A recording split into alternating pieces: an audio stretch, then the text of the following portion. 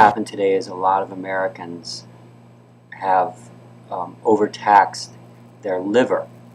What that does is it dries it out, and then the person is producing half the amount of bile.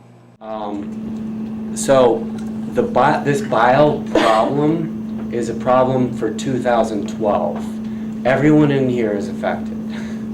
And again, not to be, be frightening or whatever, but if you research it or if you study it, you're like, oh my gosh, I fit in this category. And also the dominoes that fall. We just don't have time to go over it all. So, but this is what's happening. We have a lot of oil-soluble chemicals that are all around us. This table, your pillow, you're breathing all night, and it's just difficult to appreciate the cumulative effects of your body processing all these things that are in our environment. Styrofoam. It's like, oh, well, the styrofoam doesn't go in the water. Yes, it does.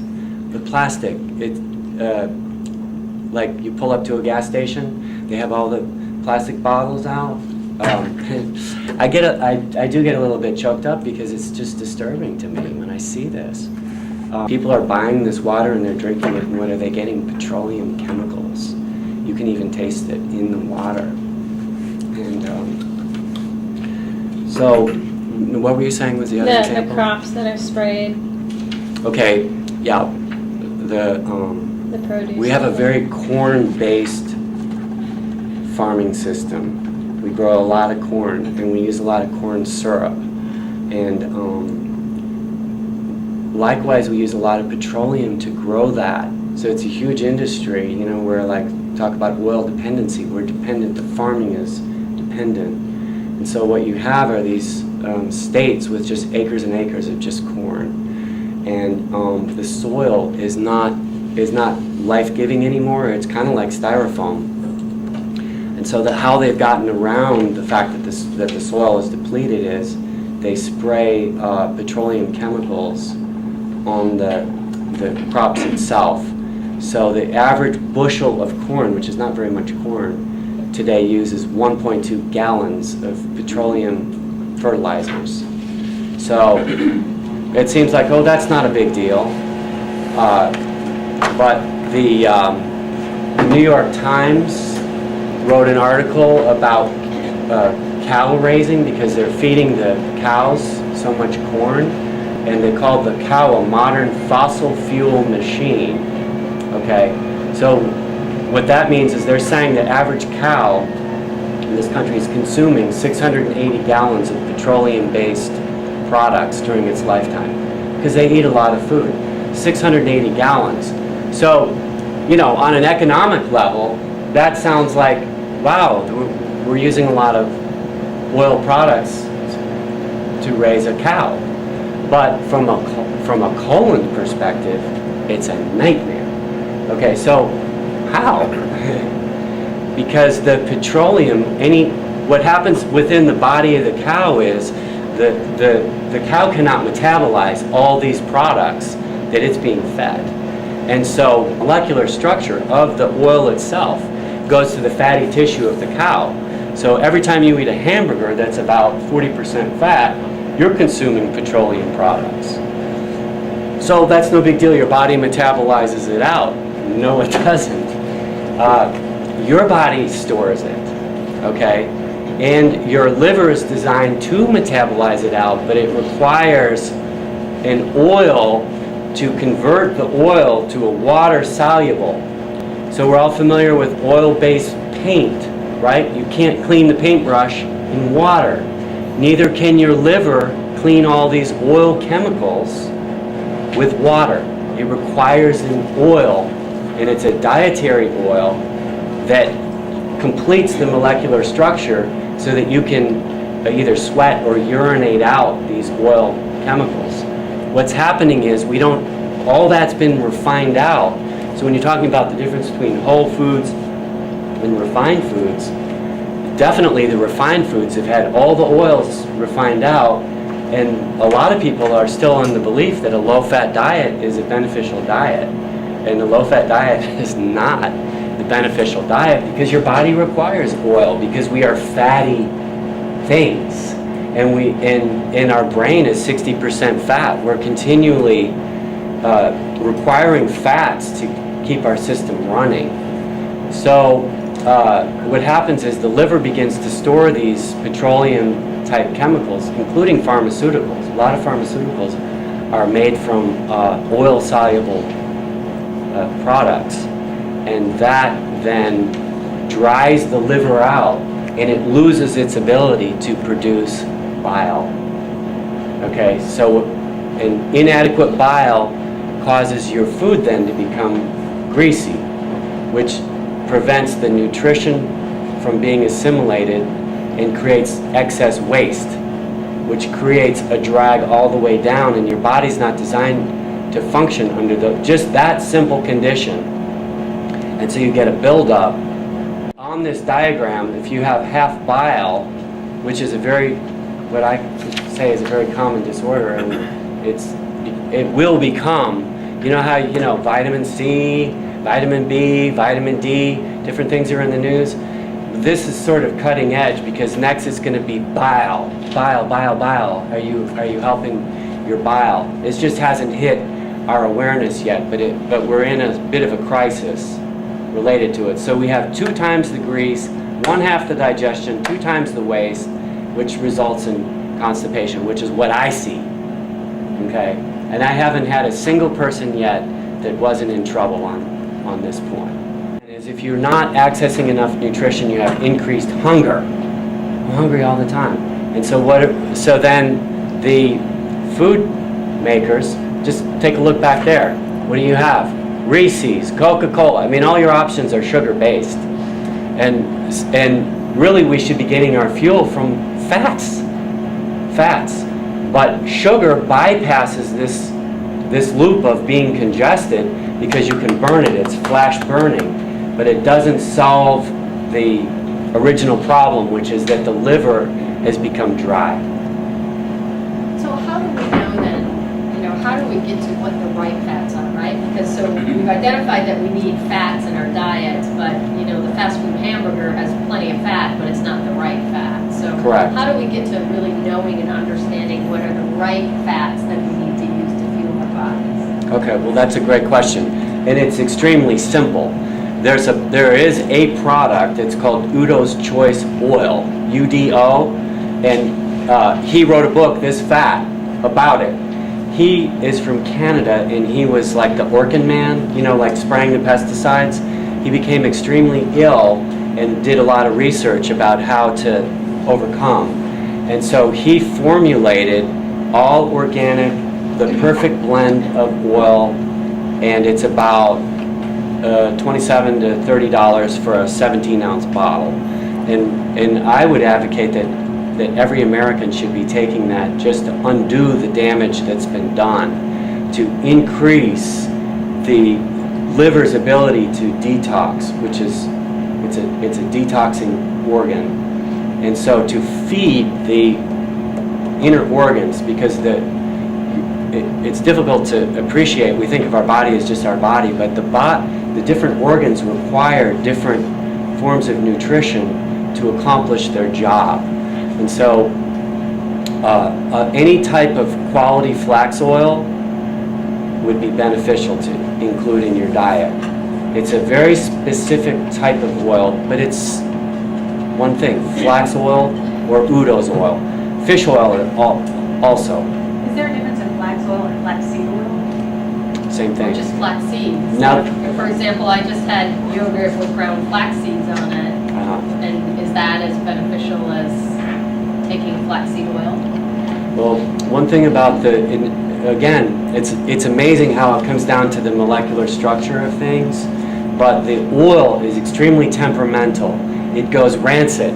So it would be like if you left eggs out in your living room for a week, they're gonna stink, right? Well, the same thing with flax, except it doesn't stink. It goes rancid and the structure changes, so you lose the benefits. And a lot of times when they're grinding the flax, then people don't refrigerate it, and it's no good. So you have to treat it very carefully. The other thing is, a lot of people don't realize your body produces 0 enzymes to break down cellulose. That's all plants. So if you eat an apple, whatever you don't chew, you don't assimilate. How do I know? I see the apples come out. I see the nuts come out. And so even though you think, oh, well, I've ground that seed up, you're not grinding it up enough to really to create much oil. And so you really want to generate, so take it on a tablespoon. So people say, oh, I take the big horse pill. Well, if you squeeze it out, it takes 10 of those to make a tablespoon. And your body needs a lot of oil. Why? Because we have a lot of exposure to oil-soluble chemicals. And really, I'm just like calling your attention to it. What I'm advocating is that people study it for themselves. I knew nothing about health and then started studying it, and I'm like, wow, this is really interesting. This is really simple. This is really making a difference.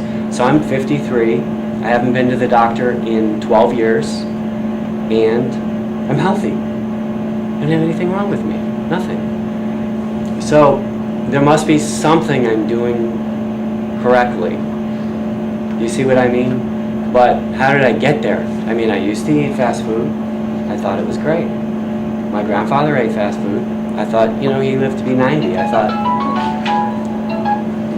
not an issue. So it's a learning process. And what I'm saying is, it doesn't matter how much I know.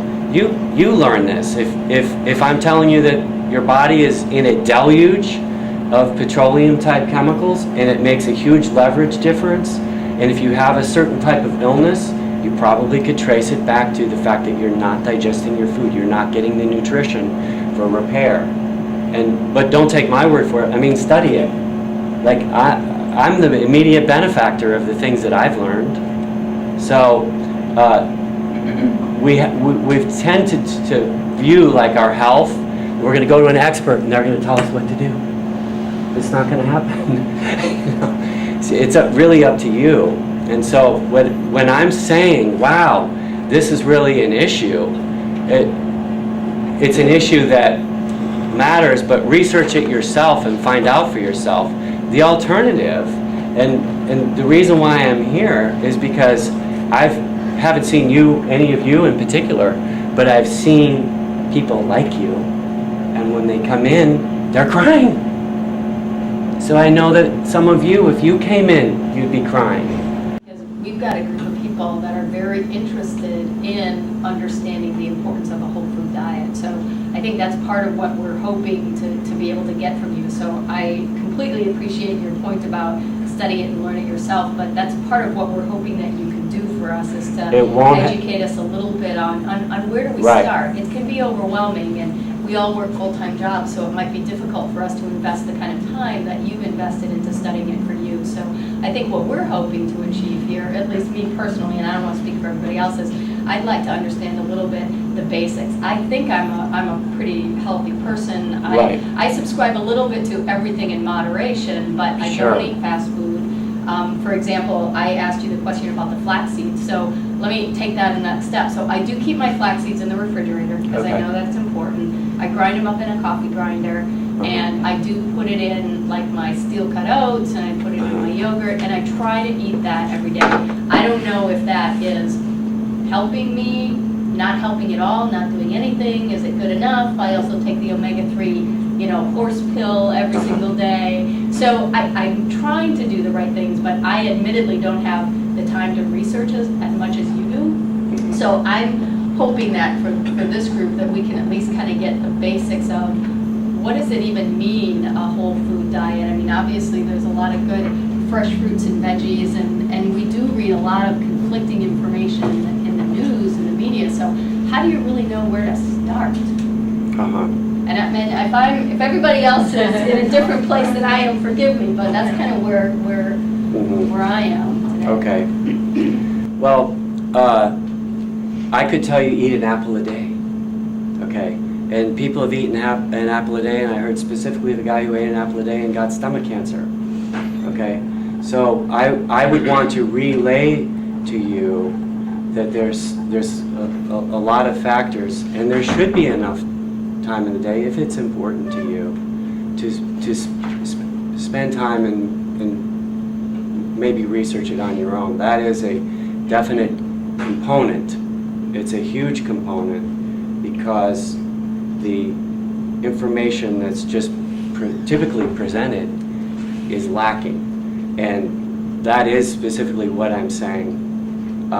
And I'll say it again. You want to take some time. You're not that busy. To research some of these things on your own. And because an apple a day is no longer the maximum. It used to be the maximum, but it is not anymore. And so I'm here to tell you, if you want to hear what I have to say, is that you can eat an apple as a whole food, but it better be organic, because there's about 12 to 20 different chemicals that are used in growing and waxing and preserving the apple that when you eat it impairs the liver function and will dry out your liver. So you want to be able to see through not just the fact that it's a whole food, but you want to see as you're consuming how it's relating to the your inner design and how your body would detoxify. And normally, I would have said it's no big deal, an apple is an apple. But as a colon hygienist, I say no, it's not. Because an apple is not an apple. There is a huge difference between an organic and a regular apple. And your inner body knows the difference. And so I see what the inner body sees. And so that is my feedback, is to say whole foods are great, but you want to make sure that they're supporting the inner function, because it's the inner function that is generating your health.